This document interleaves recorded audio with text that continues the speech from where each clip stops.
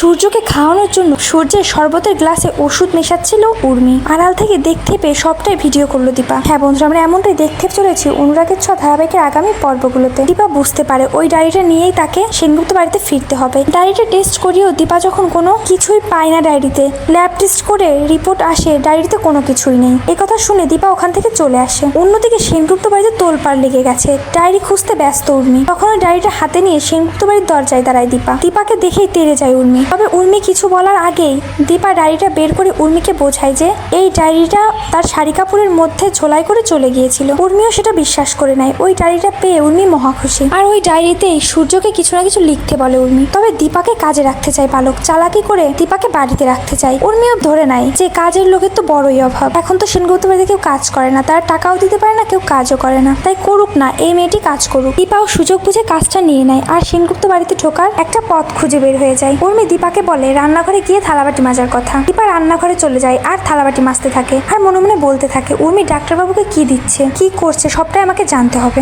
কিছুক্ষণ পরে উর্মি কিচেনে ঢোকে আর সূর্যের জন্য শরবত বানাতে থাকে। উর্মি খুব ব্যস্ত হয়ে তড়িঘড়ি করে শরবতটা বানায় আর কিছু একটা ভাবতে থাকে, যা দেখে দীপা অবাক হয়ে যায়। একটু খেয়াল করে দেখে কি করছে উর্মি। কিছুক্ষণের মধ্যেই উর্মি হাতের ভেতর থেকে একটা শিশি বের করে ওষুধের, আর ওখান থেকে দুই একটা ওষুধ ওই শরবতের মধ্যে মিশিয়ে দেয়। দীপা সেটা আড়াল থেকে খুব ভালো করে দেখতে পায়। এরপর দীপা নিজের ফোনটা বের করে তাড়াতাড়ি ভিডিও করে নেয়, কারণ দীপা খুব ভালো করে জানে যে তার মুখের কথা আর কেউ বিশ্বাস করবে না। এই জন্য দীপা সবটা ভিডিও করে তার প্রমাণ নিয়ে নেয়। দীপা বুঝতে পারে এভাবেই দিনের পর দিন উর্মি ডাক্তারবাবুকে ওষুধ খাইয়ে যাচ্ছে, যার কারণে ডাক্তারবাবু প্রতিনিয়ত অসুস্থ হয়ে পড়ছে। তো বন্ধুরা, তোমরা এইটাই চাও তো যে এভাবেই যেন সময় মতো সকল প্রমাণ জোগাড় করে সকলের সামনে উর্মির মুখোশ খুলে দেয় দীপা? কমেন্ট করে জানাতে ভুলো না।